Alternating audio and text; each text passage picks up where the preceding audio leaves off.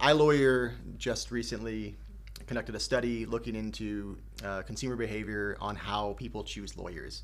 Can you talk a little about that and what you found? Yeah, I mean, we wanted to really answer the biggest question that I think everybody has right now, which is, are people using ChatGPT for everything? Are they using it to find attorneys? Have they stopped using Google?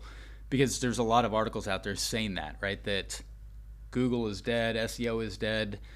It's just about the answer engines now. And what we found is that certainly when it comes to people trying to find a lawyer, that's not the case at all. So while ChatGPT usage is significantly growing, I think when we did this study first 2 years ago, there was 9% of the participants that said that they would be using ChatGPT to help them find a lawyer. Last year, that increased to, I believe, 20%. And in this latest study, which we just completed a couple months ago, that jumped up to 28%. So more than 3 times the number of people are now using ChatGPT to help them find a lawyer, right, than what it first was a couple years back.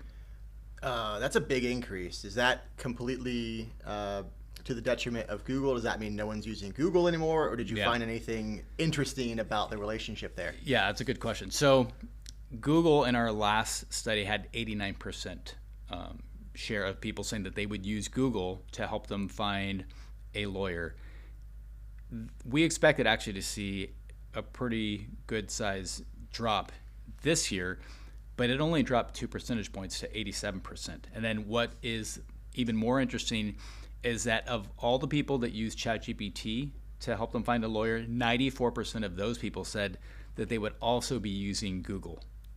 So I think where people are saying SEO is dead, that's not what the data says, and that's not reality, right? I think that's a lot of times journalists are saying things, but that's not what's really happening. What's happening is that consumers are now using more channels to help them in their research process. So they're using ChatGPT, they're using Google, they're looking at Yelp reviews or looking at Google reviews.